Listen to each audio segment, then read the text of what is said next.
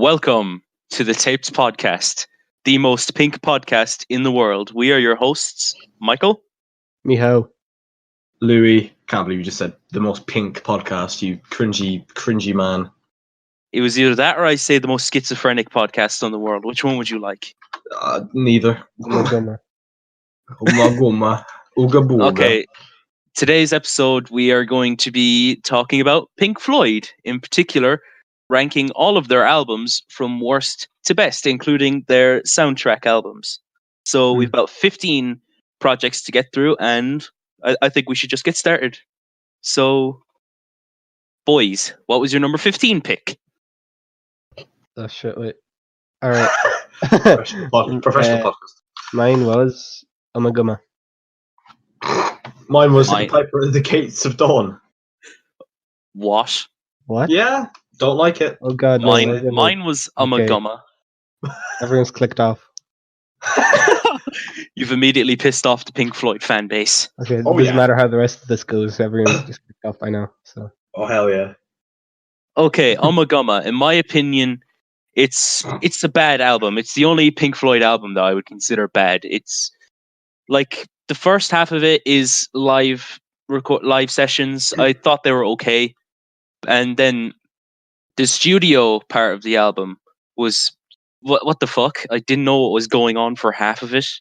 Like it was just it was just random noises with no musicality to it. I don't know. It's just a pain to listen to. Like it feels like I'm slowly losing my sanity every time I listen to the one where the animals are in a cave. Like I don't even know why. It makes no sense to add a bunch of just random life tracks to the start of the album, but for some reason it's the best part of the album. Literally. Like all of the tracks they make no sense. There's no purpose. It's just like the fucking half of it is just Richard Wright just overly long piano songs that get boring and turn into white noise after like 5 minutes, and then there's a boring fucking drum solo song from Mason. I hate using like this word in particular to describe music, but this is just noise. Like that's just it, noise. quite simply. Just fucking noise. It's so pointless. Okay, Louis, time to explain yourself. Oh. Okay, now listen. Piper at the Gates of Dawn. It's the first album. I know it's not exactly the Pink Floyd you come to expect. Sid Barrett is great. His lyricism's cool. But I hate the sound of this album with a burning, yearning passion. It's just it's experimental and psychedelic, and it's just not, it doesn't really accomplish much. It sounds boring, though the lyricism, I will admit, is colourful and quite, creative. And I think Sid does a good job, but there's just a lot of overly long guitar suites and just, I don't know. I was just end up being bored by the album. Doesn't really have a unique sound when compared to some of the other stuff that was being released at the time, and it didn't impress me, really. That's kind of my reasoning. Though I'm sure that is a heavily unpopular one. I'm pretty sure it is. I've upset everyone. And now I'm leaving the podcast. Okay, if you're listening to this and are foaming at the mouth, I like the album, please don't. I think it's decent enough. Okay. I'll say this. In my notes, I put this down, this album, as lightweight, overrated, whimsical rubbish. Oh, God. Now I'm... Yeah. Oh, yeah. Okay, worst to best tracks in the album. Worst tracks. Fucking, what's it even called? Several small species of furry animals. No one cares. Several small species of animals gathering together in a cave and grooving with a pict. Yeah, no one cares. What the fuck is that? What is that? Like who put a green light on that? It's crap. The best tracks. I think Sid Barrett put a green light on that. Crack addict. He was gone by the time. Yeah, I know. Yeah, he's gone for more. It's funny, haha. Come on. Okay. Live recordings were the only good part of this. Best track on Ummagumma, in my opinion, is Careful with That Axe, Eugene, and the worst is the Small Animals. The best on the Piper that gets done is Bike. The worst is Chapter 24. Oh my god, I hate that song. Okay, Number 14. I chose soundtrack for the film More. I chose Ummagumma. I chose The Endless River. Okay, to me, the soundtrack to the film More it's not really essential at all in Pink Floyd's discography. There's barely any standout tracks. It's not consistent enough, and for the most part, I just thought it was really boring. Like, I can appreciate that it was the first album that had David Gilmour on it, but I don't know, when you're comparing it to like the rest of Pink Floyd's discography, like, it's pointless. Like, I get it's a soundtrack and all that, but it doesn't quite stand up to other shit in Pink Floyd's catalog. Like, so yeah, that's just my thoughts on More. Well, The Endless River, I mean, the instrumentals on it are quite pretty, but like, I guess they're definitely more impressive in small portions. Listening to like over an hour of this thing, everything becomes quite monotonous. Like, it's hard to even like notice when a song changes into another song, when like anything changes. Just kind of becomes a white noise, and it's just everything on this album is really redundant to me. It just sounds like kind of background music in a discography full of like really attention grabbing music. It's just not a standout in the slightest to me. Nothing really is on this. That being said, it's not like straight up bad. It's just less than interesting. It's well, what I'll say is Ummagumma is an experimental nightmare. And to be fair, it sounds like the band is just like freaking out and doesn't know what the fuck to do now that Sid is like, gone. They don't know their direction. They don't know what they're trying to do. So they just kind of make a weird fucking album with the first disc just being live tracks from the albums previous, and then the second half being an amalgamation of what I can only imagine was really bad LSD trips put onto sheet music. It's really not enjoyable, really boring, too long, and I just it's not Pink Floyd. It's like Pablo Honey is to Radiohead. It's not really Radiohead. It's just kind of a product of its time, mixed with like a feeling of like lost kind of potential and not knowing what they're going to try and do now they've lost a member. I don't know. It's just not good, and I really won't be re-listening to this anytime soon. Favorite tracks from each of the albums. For me, my favorite tracks from More were Niall's Song and Ibiza Barn. The worst was A Spanish Piece. My favorite was Surfacing, if I had to choose, but it's honestly hard to distinguish one track from another, let alone pick favorites and least favorites. I don't know. Wow. I'd say best on Ooga Booga is Grandchester Meadows, probably. Worst would either be Sisyphus or that horrible long one you talked about there a minute ago. Several species of small furry guys, just, I don't know, in a cave. Furry men. Who cares? It's just in a cave, I don't know. Okay, number 13 picks. My number 13 pick is The Endless River. Mine was Obscured by Clouds. Mine is More. The Endless River, for me... More. The Endless River, for me, it's really boring. Like, I can appreciate that it has like a kind of nice atmosphere and like really good transitions, but I feel like it's a shell of what Pink Floyd used to be. Like, it's just kind of there. Like, I don't really find any significance in it in Pink Floyd's discography. I don't know. It's just like Michał said. It's just background music. Like when you think, oh, I'm gonna go listen to Pink Floyd, am I really gonna go listen to The Endless River? And I feel like the what's it called? The Division Bell would have been a much better send off. I don't know why. It just seems pointless. Yeah, I mean, it might be kind of like there to be a tribute to Richard Wright, but I don't know. I don't know, honestly. I don't know what David Gilmour was thinking. It exists. It's whatever. Exists It- the album. Unfortunately. Yeah. Yeah. Well, for Obscured by Clouds, I don't think it's by any means a bad album, and it does have some standout moments. But in Goddamn right. the grand scheme of Pink Floyd, I just feel like it might be their most forgettable. There's a lot of, I feel like, clutter on that album, and how the hell did this come out a year before The Dark Side of the Moon? I'll never know. Neither. Me neither. Well, it's just a pretty insignificant, inoffensive album in the discography. And not much to say about it. Well, talk about more. More is just kind of forgettable. It's very inessential. But it's like it's not so bad that it's offensive. It's just kind of there. It exists in the space. It's a boring, not very unique, just kind of shitty soundtrack to a film no one's ever going to watch ever again. Unlike another album we'll talk about later on in the review.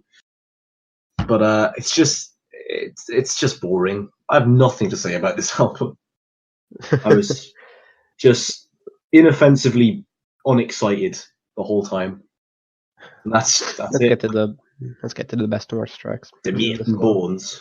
My favorite track from The Endless River was probably Anesia, and both the Alonzi tracks, but I don't know, I don't really have a worst because everything else just was so forgettable.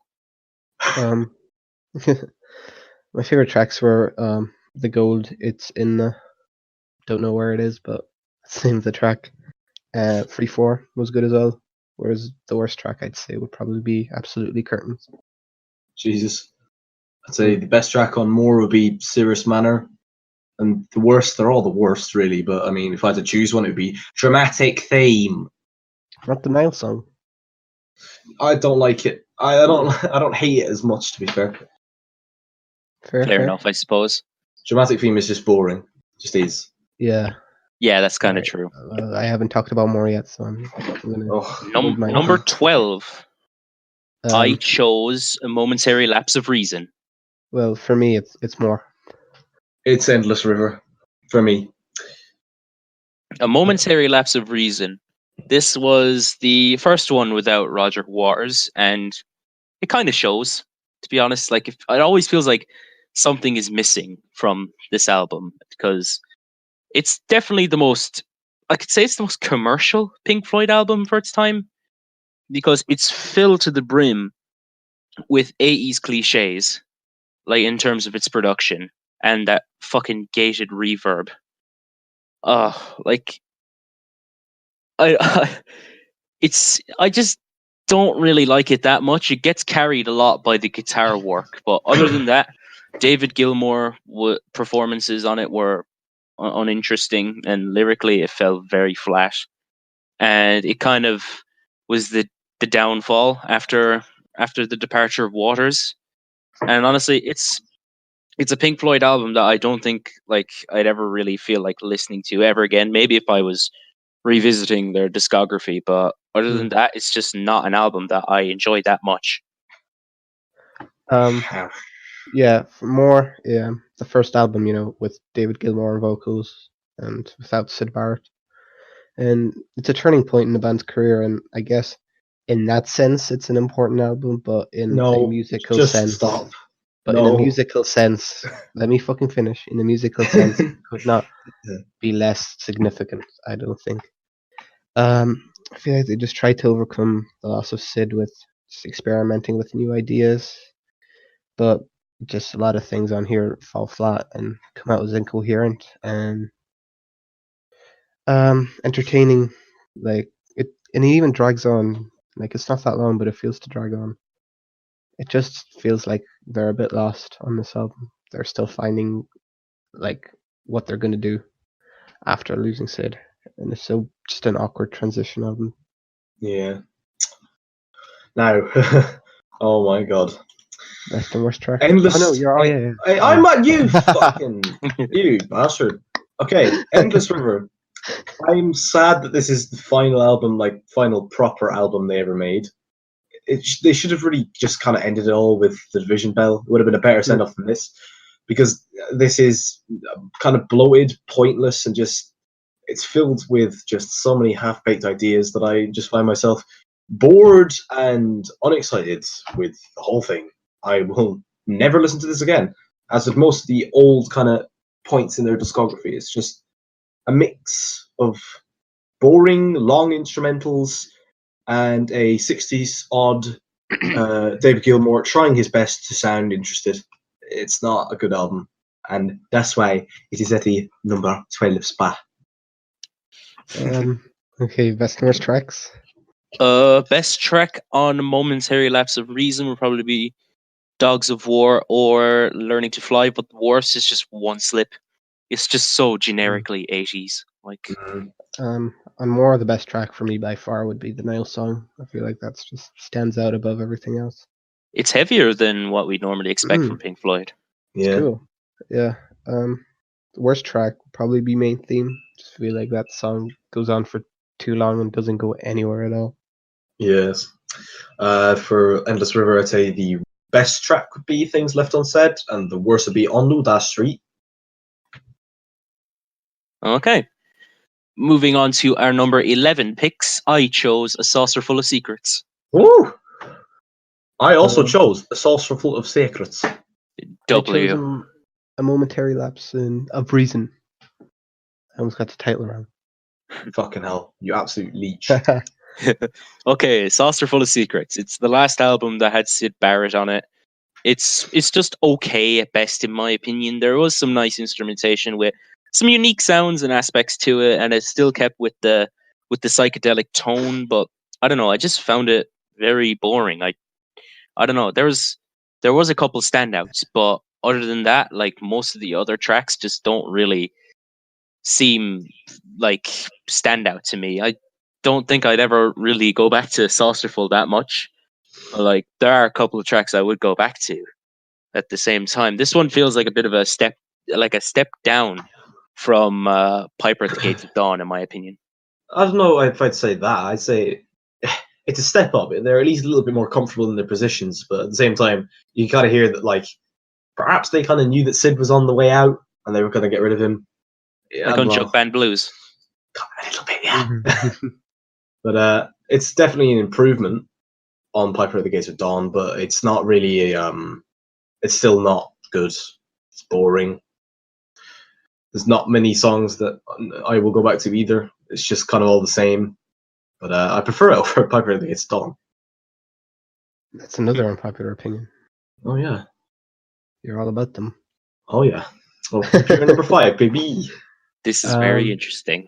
Well, momentary lapse of reason. The first album without Waters, and it does kind of show in its just general lack of direction. I think he was a big part of the whole like direction and the aesthetic of the band, and it just seems like far from the most inspired Pink Floyd album.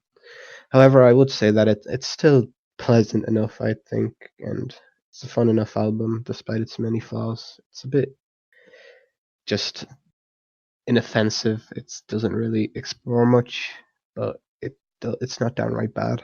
I think guitar-wise, it's pretty strong, but I think its biggest flaw would be the songwriting as a whole. It just never like catches my attention. Yeah, I just think it's an okay album, but just a bit directionless. Best to worst tracks? My favorite on Saucer Full of Secrets were probably Jug Band Blues, Corporal Clegg, and Let There Be Light. And worst track would probably be the title track. You go, Louis, because you did the same. Okay. Best would probably be Let There Be More Light. Worst would be Seesaw.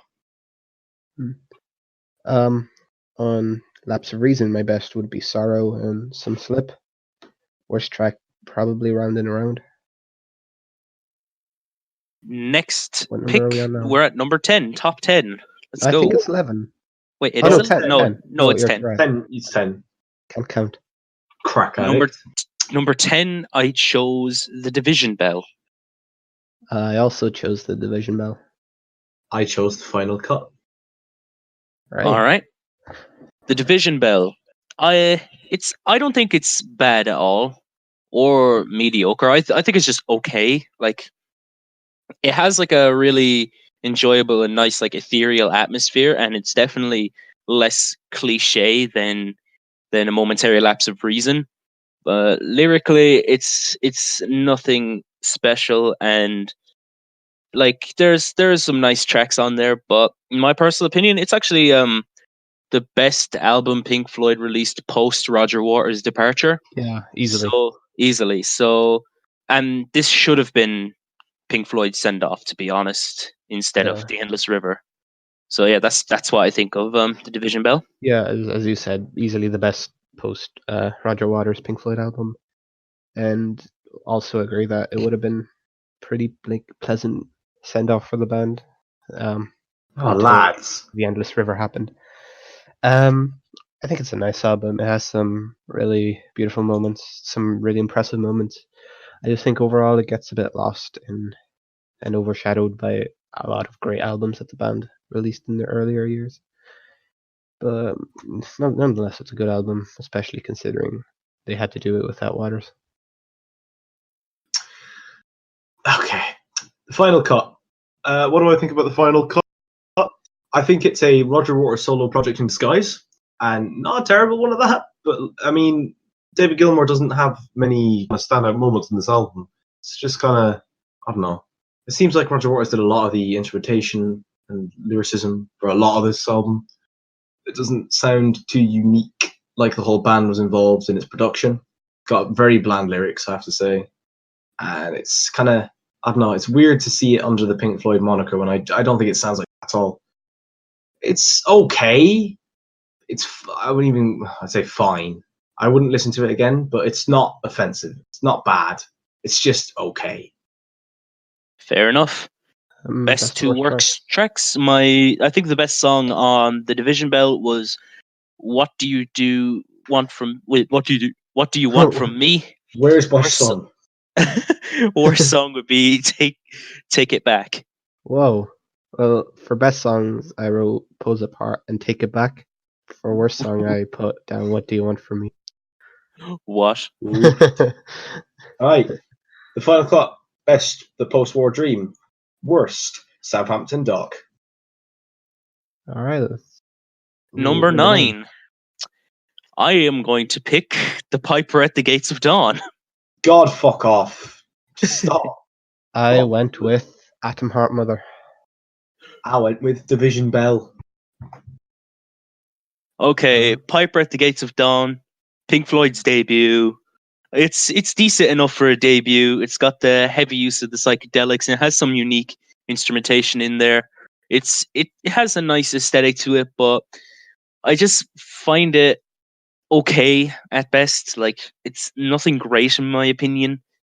Like I think some of the songs on it were pretty boring and unmemorable. And I know that's an unpopular opinion. And this is another unpopular opinion, but I think it's one of Pink Floyd's most overrated albums. Yeah, I think that too. That's why I put it at number 15, not number fucking 9. Right. Louis, you go. Okay, so The Division Bell should have been the last album they ever made. It is a good album. This is the first, in my opinion, proper Pink Floyd album. As in, like, in my list of worst to best. Not as in, like, oh my god, they made shit before they made Division Bell. Our only good albums are Division Bell and Endless River. Animals was a shit Pink Floyd album. I fucking hate Meddle. No. Okay.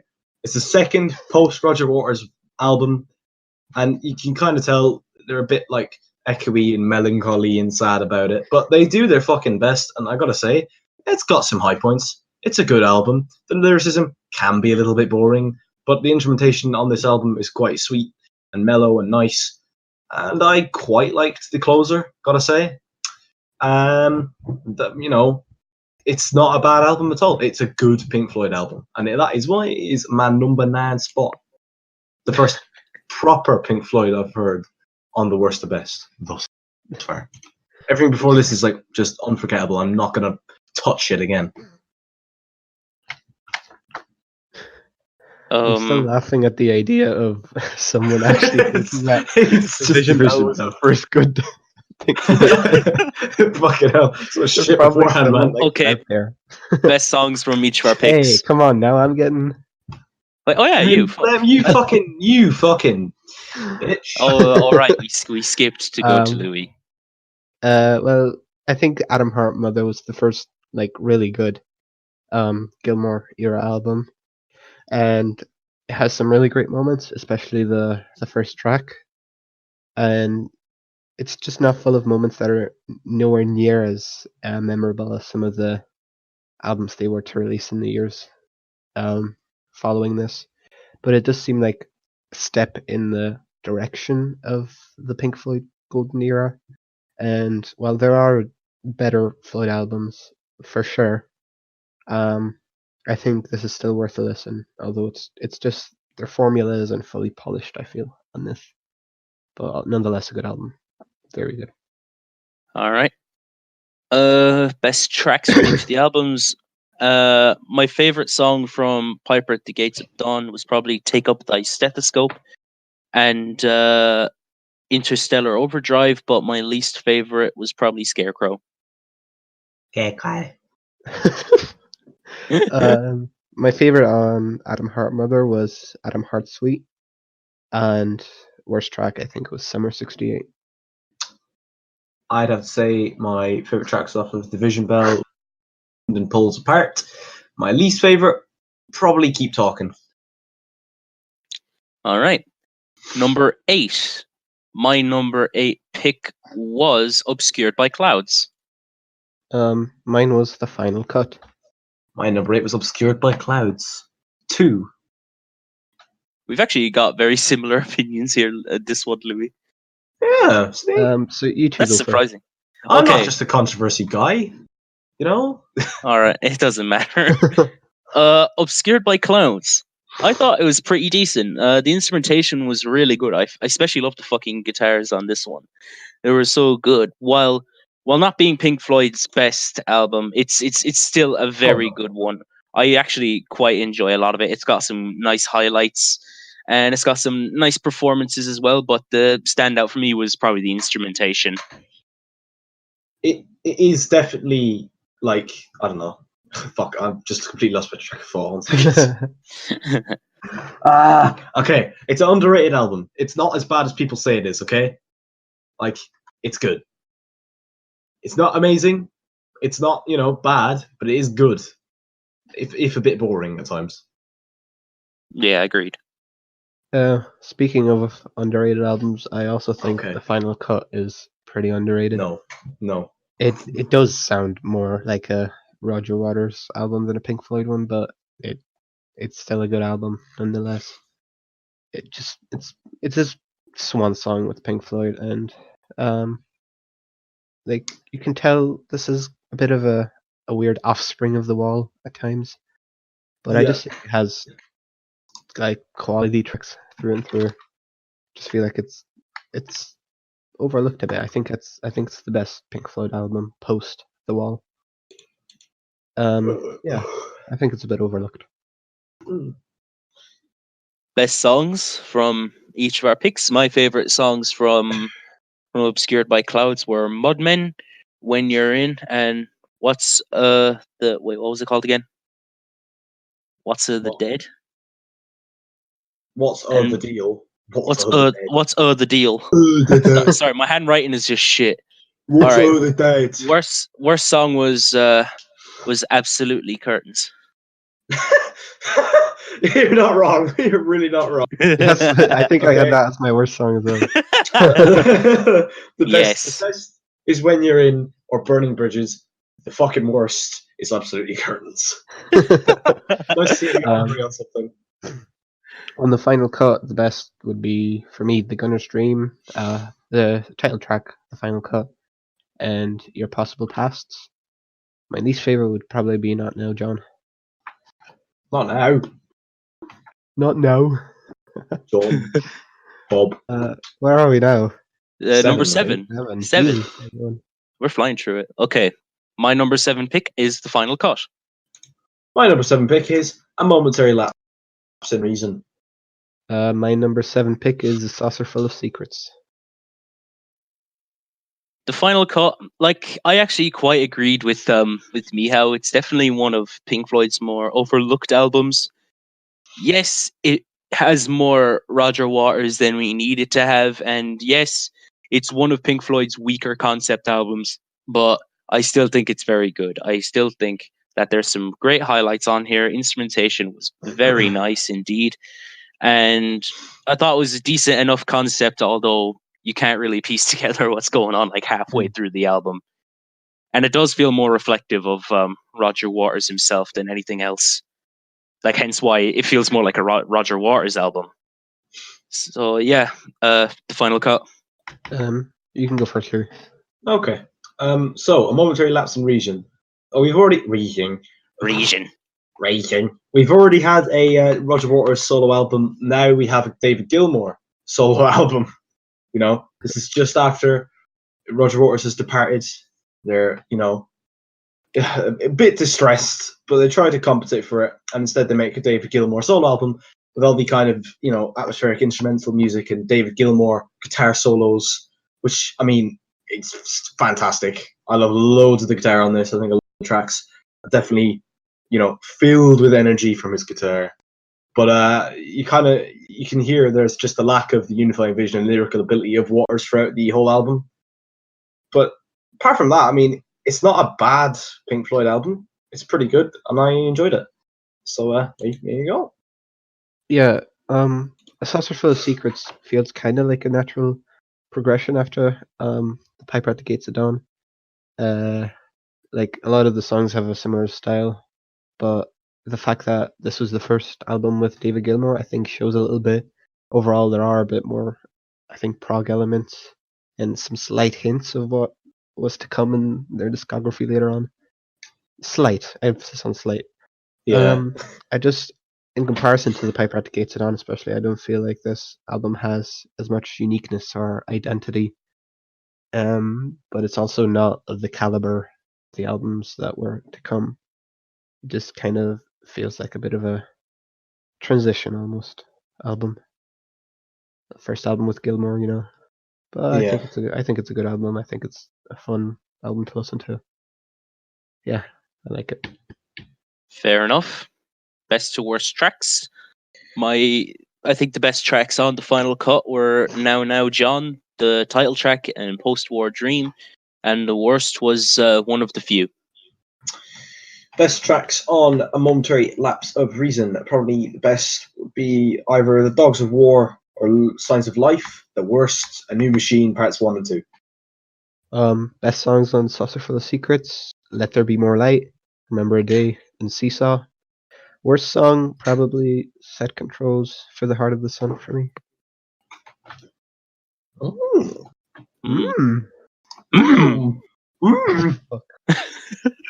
Number 6. I picked Atom Heart Mother. Way, that's the job. Number 6, Atom Heart Mother. No fucking way.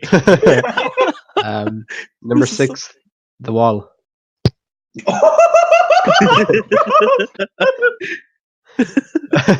Michael is furious. I want to be Not just really. like you. I'm not furious. He's I don't care. raging. He's raging. Look, okay, number 6, I chose Atom Heart Mother. I feel like this is definitely where Pink Floyd began to express more of the prog side of their music. Yes. And that is especially like the case when they incorporated more different types of instrumentation, like horns and violins.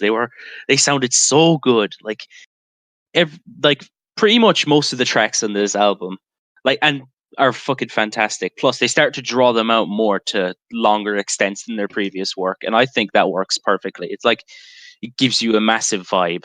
The only thing I don't really like about this album, which is the only thing, is kind of the last track, the Psychedelic Breakfast. That it just felt a bit it felt a bit distracting to me.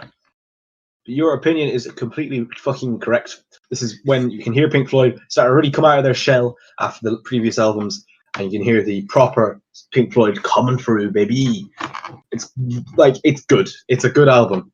Even though I read somewhere that both Wright and Gilmour claim to fucking hate that album. Yeah, they do. They Why? hate it. I don't know why. It's a good album, man. It even got slated by critics when it first came out. I think Yeah. Rolling Stone gave it like 1 star. 47, wasn't it? Or something like something stupid like that. That was on Album of the Year, but Rolling Stone gave it like 1 star. Yeah, well, Rolling Stone aren't a music fucking magazine. They're literally, look how we hate good album. Funny, click, click. That just sounds like Pitchfork. They're dog shit. They're like most music publications. Yeah. Quite literally. They put like a Rolling Stone by Bob Dylan as their best song of all time. It's not even the best Bob Dylan song. It really isn't. Like, it seriously isn't. Oh, Christ. Come on. Let's get into an argument about Bob Dylan songs now. Not now. Fuck's sake. Well, I think The Wall, first of all. What was that? This is the point where I think every album is great, amazing, like iconic. Yes. The Wall is a great album and I fucking love it. Even though it's at number 6. It just, everything beyond this I love even more. Like, it's through and through, it's full of just amazing iconic tracks. Like the whole concept of this album and the theme they were going for and how it's based off Syd Barrett, I think it's powerful, I think it's amazing, and it's executed great. I feel like the only gripe I have with the album is that in between some of the really standout tracks, there tends to be some that aren't as memorable, and it just seems a little bloated, a little too long. I feel like I would have appreciated it a bit more if it was a bit shorter, but like I can't really complain about this album. It's legendary. Best to worst tracks? Alright. Best tracks for me on Atom Heart Mother were Atom Heart Mother Suite, If and Summer 68. Worst track, Alan's Psychedelic Breakfast. I think we're going to have the same opinions here. Best would be Heart Mother Suite and If, and worst would be Helen's Psychedelic Breakfast. Like, it's just... Yes. Yes. My best tracks are probably the most obvious ones you could have picked off The Wall. Uncomfortably Numb, Another Brick in the Wall Part 2, and Hey. Fucking hell. For a reason. Worst tracks, Goodbye Blue Sky, Nobody Home. Top 5, boys. We made it. Top 5. Oh, here we go. 5. Now, this is the point in my list where I barely have any bad things to say about all the albums after this. Mainly good. Number 5, I chose The Dark Side of the Moon. Fuck you! Whoa. Awful opinion. Awful. Shit, dude. No, I'm giving you the vinyl to listen to. You're gonna change your mind. We're gonna have to do a read. You don't have to. My dad's getting it for me. You make me sick. There's a You make me redux. sick. A redux. You make me sick. The Dark Side of the Moon is the poster child for I was born in the wrong generation. Okay, Louis. You put Piper at 15. I put Wall at 6. Let him explain himself. It's only fair. Well, let's I'm waiting for you. Oh yeah. Yeah. Number 5, The Wall. Number 5, Piper at the Gates of Dawn. What? You're a fucking crack addict. You're literally a crack addict. I don't care. You're fucking you're weird, man. You touch kids, man. That is literally the primary signs. All right. Explain yourself. Just saying, I fucking love Dark Side of the Moon. I think it is a fantastic album. It's innovative as fuck. The transitions are so good. They're effortless. Shut the fuck up. They're so good. They're effortless. They blend together so well, and I think it's an amazing experience. And I can't wait to listen to it on vinyl. My only gripe with it is some of the chord progressions sound the same. Bad. It's true. It's true. It's meant to sound like a continuation all the way through, you fucking monkey. It's one big thing. Ooga booga. Yeah, I know. You idiot. Oh, shut up. Idiot. Absolute moron. It is the poster child album for Born in the Wrong Generation. Shut the fuck up. You only pay attention to that if you're weird and also think that you're born in the wrong generation, right? No, it has its standout tracks. It has its standout tracks. Listen here, boy. Listen here, boy. No. It is I'll I'll put you in a black room filled with nothing. Okay. You can't see a thing. Louis, you can't hear Louis, anything, and all that's playing talk is about the wall. speak to me on Talk about repeat. the wall. Talk about the wall. Just Sorry. talk about the wall for fuck's sake. Let me breathe. Okay. Okay. The Wall. It's a fantastic album. I love this album. Okay? It's good. Who paid you to It's got say some of that? the. He went to play. He's being held at gunpoint. It's got probably the best sequence of tracks in Pink Floyd history. Another Brick in the Wall Part 1, Happy Stay of Our Lives, Another Brick in the Wall Part 2, and Another Brick in the Wall Part 3. You play those all together in one just segment. Fuck. No, I play them in reverse. Good. Okay, all right, fuck you. They're the standouts, and they're just completely fantastic. Brilliant protest songs. Another Brick in the Wall Part 2, especially against the English private schools and all that the band had, previously been enrolled in. It's very much kind of how do you say? It really put Pink Floyd on the map as like a band that is against the norms, I suppose, and very much against the government and all this stuff. If you play the 4 tracks you mentioned in reverse, it's about the Berlin Wall falling. I didn't know that. It's very I well made that up. scripted. I made that up right now, but it is. It doesn't make any sense. This was released before. You play it backwards and it's got a Hail Satan on it. You play it backwards, it reveals Paul McCartney is actually dead. No! And Freddie Mercury wants to smoke marijuana. I want the Ummagumma now. I want the Mary Jane. Okay, anyways. It's a good album. It does drag on a little bit, and there's a lot of filler in it, but you can't really give it negative feedback because of that, because it's a fucking movie soundtrack. It's meant to be long and dragged out because it's a fucking, it's a movie, man. Movies are long, man. There is a lot on here that is not very memorable, but that really can't be helped. There's 26 fucking tracks on the whole thing. So, Piper at the Gates of Dawn, I think easily the best Syd Barrett Pink Floyd album.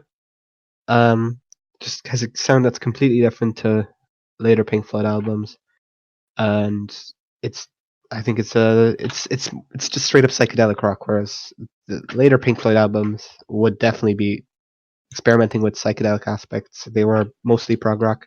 This is straight up psychedelic rock, and I think it's a fucking psychedelic rock masterpiece. It's like just Syd Barrett's childlike lyrics and just way of singing mixed with the awesome. I fucking love the instrumentals of this, Louis. You're fucking weird.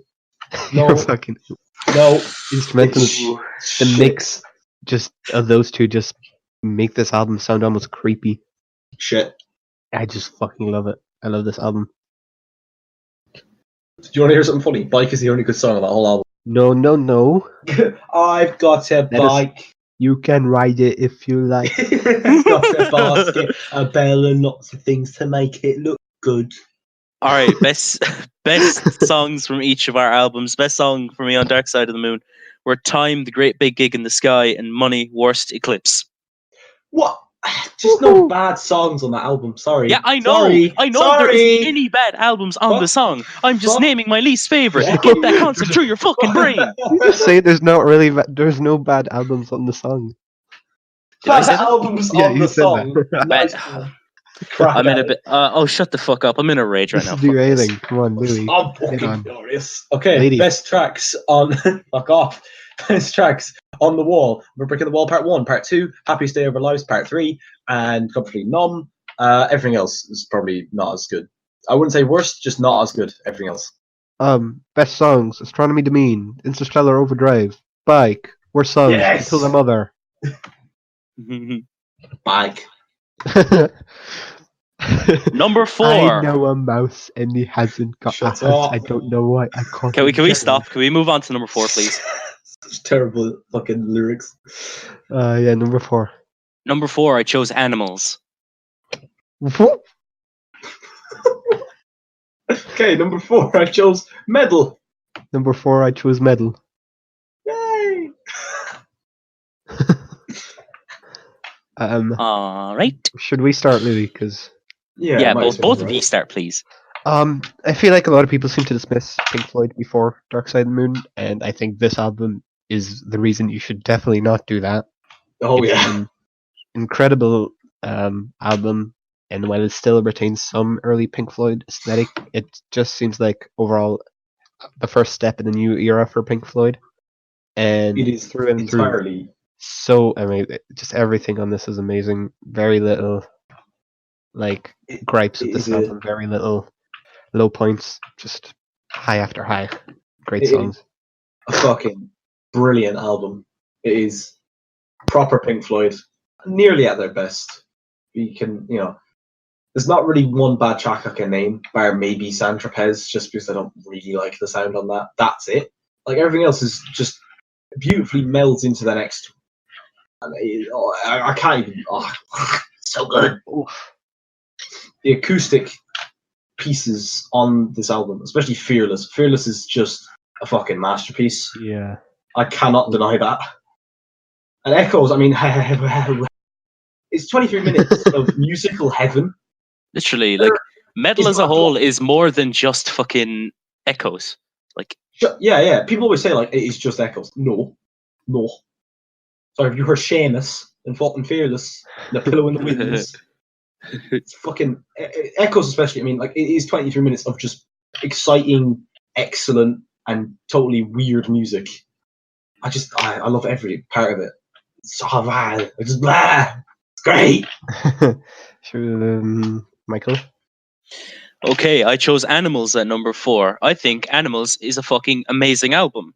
Lyrically, Yes. it is one of Pink Floyd's strongest, mostly because of their commentary on the industry as a whole and as society as a whole at the time. Like you could clearly see that they had a lot to say.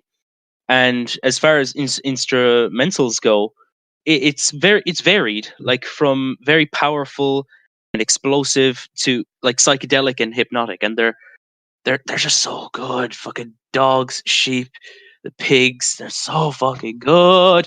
Like Animals overall, fucking amazing album. It's definitely one of Pink Floyd's best, in my opinion. Yes. Mm-hmm. Best to worst tracks. Best song, I think the best song on Animals was Sheep. And, well, there's no worst, to be honest. Yeah, fair. Shep. Sheep. Bah. My Welsh. best tracks on Meddle were One of These Days, A Pillow of Winds, Fearless, and not just because I'm a Liverpool fan. Echoes. That is I have to say, that ending is so good. Yeah. Like, it's just so good. Yeah, and obviously Echoes. It's really hard to pick a worst track, so I'm just going to pick the least amazing one. I'd say that would be Seamus for me. Saint-Tropez, man. No. I'd say best everything bar Saint-Tropez. Saint-Tropez is not great. I prefer it over Seamus. But here's the real question, Mahal. Echoes, studio version or live in Pompeii? I've only heard the studio version, believe it or not. What the fuck is wrong with you? Well, that's something to do What? after, right? Yeah, dude. It's live in Pompeii. It's just so. Whoa. I won't even say anything. Does a volcano erupt and kill everyone? No. 'Cause they did release albums after this, but I mean, like, there's just a lot. It's different in ways, which I think you'll like. Should we get to number 3? Yes, we should. Number 3, I Wow, chose top Meddle. 3. Oh, yeah. Alright. I picked Animals. I picked Wish You Were Here. What? Okay. What the I think I'll Sorry? start. I think I'll start first of all. Firstly, Meddles grew on me heavy since I re-listened to it. It is fucking fantastic. Like, the guitars are absolutely fantastic. The vocals are just so good. I love like the somberness of tracks like A Pillow of Winds and Fearless. They're just so good. And like I said earlier, this album is more than just echoes. There's so much to take away from it. It's definitely one of Pink Floyd's like greatest achievements in music, in my opinion. It's so like I don't know, it's so fucking good. I love it so much. Like that's all I really have to say. It's just a fantastic Pink Floyd album. Very true, very true. Yeah, you go, Louis. Okay. Animals is a fucking masterpiece. Every song just fits so perfectly with the next and the one before it. It is insane. The production is fantastic. The guitar sound that Gilmour gives off for the whole thing is fucking incredible. There is not a bad track here. The themes, the lyrics, fuck the establishment, fuck Thatcher. The bitch should have died 87 years ago. I think they talk about, consumerism and the music industry being full of gluttonous pigs and disgusting dogs and shit. It's a great fucking album. Powerful sound, powerful lyrics, and you can just tell they were just mad the whole way making this like album, just fucking angry. And you can really, you just feel it. You feel angry when you listen to it. Angry in a good way. You're like, fuck yeah, fuck Thatcher, cunt. That's brilliant. I love this album through and through. Not a bad track. Once again, I love this album through and through. Not a bad track. I feel like Wish You Were Here is the most quote unquote beautiful Pink Floyd album. It just has not only some of the best guitar and synth solos in Pink Floyd's discography, but in just music history. It's just, I think they're also their most emotionally potent album. Their most the most emotional Pink Floyd album in general, I think, both lyrically and thematically, vocally as well. It's just, there isn't anything bad I could say about it. This is the point in the countdown where I stopped putting down worst tracks because there is none. You couldn't be more right. Incredible album cover as well. Absolutely fantastic. Yeah. Worst to best tracks. No, best tracks. Best tracks. Best tracks. All right then. Best tracks on Meddle for me are A Pillow of Winds, Echoes, and Saint-Tropez. Okay. See? I like it. I don't like Saint-Tropez though. I like it very much. Okay. I'd say from worst to best, or just best to good. I pick pigs, 3 different ones, dogs, then sheep, then Pigs on the Wing, part 1 and 2. Best tracks on Wish You Were Here, all of Shine On You Crazy Diamond, easily. Wish You Were Here, so good as well. Wish You Were Here as well. So yeah, number 2. Number 2, I picked The Wall. Number 2, I picked Wish You Were Here. Might I add, this was harder for me to pick between 1 and 2 than even between the Kanye 1 and 2. This I've just kept swapping them around. I think I swapped them like 20 times. My number 2 is Animals. Way good. Ooh. Good choice. Good choice. Yeah, Mick, do you want to start? All right, The Wall. When I first heard it, I used to think it was Pink Floyd's best, but after hearing it a bit more, it kind of grew off me, to be fair. But I still quite enjoy this album. Like conceptually, it's definitely one of Pink Floyd's best because the story, it's well written, it's cohesive, and it feels like a reflection of Syd Barrett and Roger Waters himself. And instrumentally, I thought it was fantastic. Some of the best guitar solos that Pink Floyd have. The only problem that I have with this album is that it's not that consistent. There are some tracks in between some of the best ones that feel kind of like filler, in my opinion. It could be a bit too long, but overall, in terms of concept and story, I think it is a fantastic album. Very true. Right, Louis? Yes. Wish You Were Here is a fantastic album. There is so much going for this. So much. And it was so difficult to pick this second and not first. But holy fuck. I don't think there's a better tribute song to a human being than Shine On You Crazy Diamond, parts 1, 5, and 6, and 9, because holy fuck. It is like 20 minutes of just beauty. Imagine being the human being that was written about. Imagine being Syd Barrett. I mean, I wouldn't want to be a schizophrenic madman. I mean, it was so convenient that Syd Barrett came to visit them while they were in the process of recording this album too. Yeah. felt like seeing him in the state he was kind of Seeing added the him looking emotion. like fucking Humpty Dumpty. Homer Simpson. Yes. I mean, It's so oh true. Jesus Christ! Holy fuck! Holy shit, man! What the fuck? Come on, I love the man. I love Fuck me, dude! Oh my god! I What can't get the- that fucking image out my head now. Oh. Stop, please! Just stop! Jesus Christ! Okay, move on, Miel, please. All right, no, Um, I'm still going. Fuck you! Okay, Alright, cool. yeah.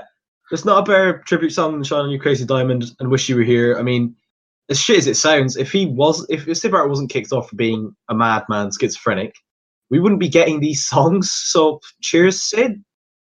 I guess. Fantastic songs. Wealth and Machine is it's heaven. And Have a Cigar. I don't know if you two knew this. It's not Gilmore, and it's not Roger Waters singing. It is Roy Harper singing for some reason because he recorded the guitars on this as well.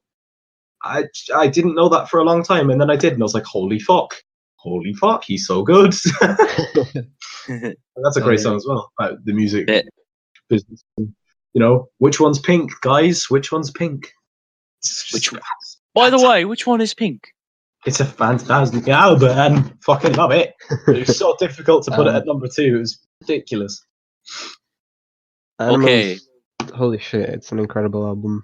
Just very close to being number 1.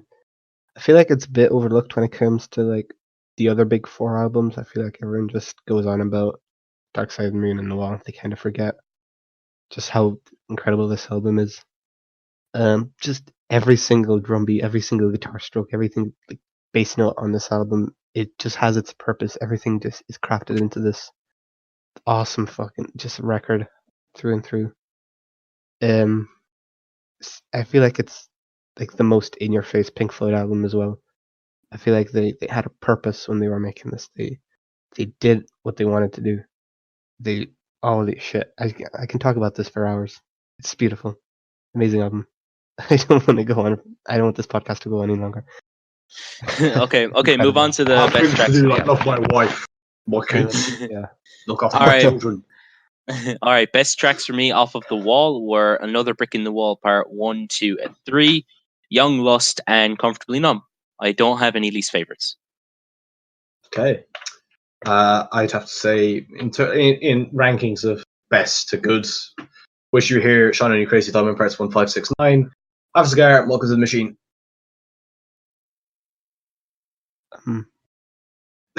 Yeah, you having a stroke? Oh, I thought you had a stroke. I didn't know. Do I have to pick best tracks at this point? Yes. No, you can. All right. Yes. How about I'm just all ranking them. the ones named after animals? Let's move on. Fuck you. Oh, fine. Show. Good show. All right, in my opinion, the best Pink Floyd album is Wish You Were Here. Best is Dark Side of the Moon. You fucking I agree with shill. Louis. Dark Side of the Moon. Clever. Good opinion, Mel. Good Look, smart. I can respect why you like Dark Side of the Moon, but I I think can't respect you. Well, Sorry. Let's start, Louis. How iconic is this album? Everyone knows, even the album cover. Everyone knows everything about this album. Like it's just one. It's like a masterclass in creating a concept album. I feel like, or an album that just flows through and through. Like if you were to remove a single minute of this album, it wouldn't have the same impact. It wouldn't affect it at all, no. And like that being said, a lot of the songs on here wouldn't really make much sense outside of the setting of this album. It's just every track flows into the next, just perfectly, completely perfectly. And some of the soundscapes that this album explores, like, are mind-blowing, unbelievable. This was 1973. It does not sound. Some of the sounds on this do not sound like 1973. Nope. So ahead of its time. Just one of the most famous albums of all time for a reason. And might I add, I think this. I don't know the exact numbers. This album was on the like best-selling album charts from like 1973 when it came out to like 2007. That was the first time it dropped out of the best-selling charts. This is an iconic album. Amazing. I think this is probably the best album of all time. I don't think that's an overreaction. It is No, just not so not a perfect. very unpopular opinion, no. It's so perfect. It honestly defies logic. There's just so much going on. If I wanted to talk about this album all day, I could.